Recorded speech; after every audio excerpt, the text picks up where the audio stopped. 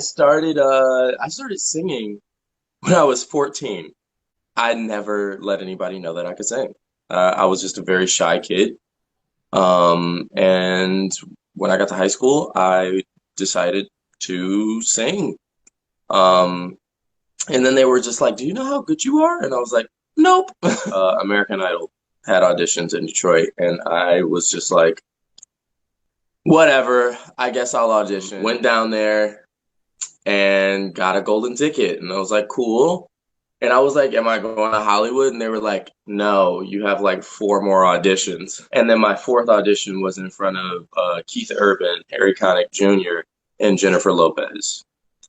And after that, I went to Hollywood um, for Hollywood Week.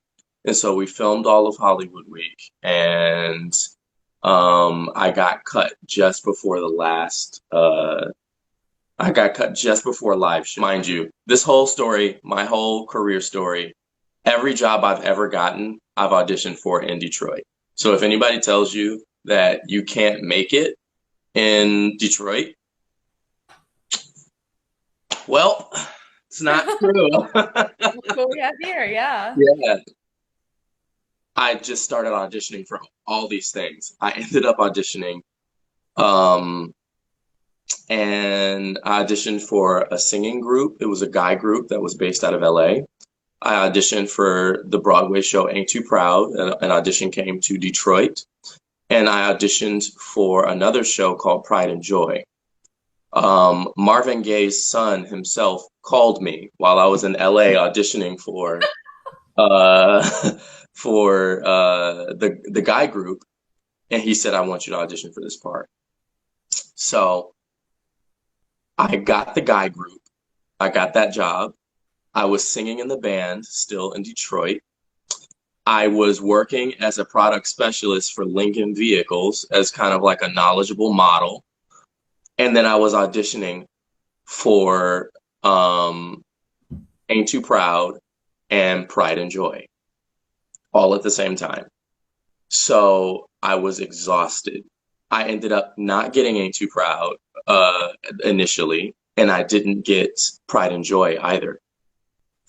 And because of that, I was like, okay, God, what is wrong? I was like, maybe I'm not meant to be an actor. Maybe I'm not as good as I thought I was. Um, and I was just so upset because I had auditioned for Ain't Too Proud so long, and to lose the part was just like, it sucks. I continue to audition, and they say to me, "So we are auditioning you again because we're not going to make you the understudy. We're going to make you the lead role."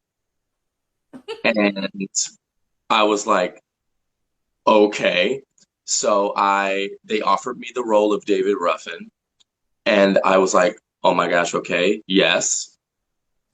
I had one day to move to New York. So I packed up as many of my clothes as I possibly could, and I flew to New York. I got off the plane at 8 a.m. and I went straight into fittings, and then I went right into choreography. So now I am David Ruffin. Um, this is kind of the moment where I feel like I've made it because when the show was going on, celebrities are coming in and out. Like the press team will come up and be like, "Hey, stay in costume." And I did it, and Robert De Niro came to see the show, and he brought his family.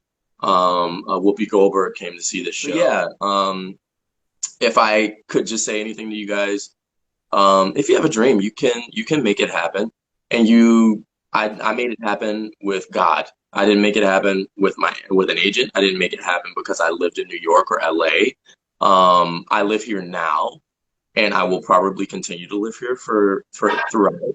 But yeah, you can do it, and it's not going to be easy, but nothing that is worth it ever should be easy. If you guys come to see the show, if you come to see the show, let me know. I'll I have the will. security guard bring you guys in. I'll give you a tour of the building. Oh my gosh! My dream. I love Broadway. Yeah,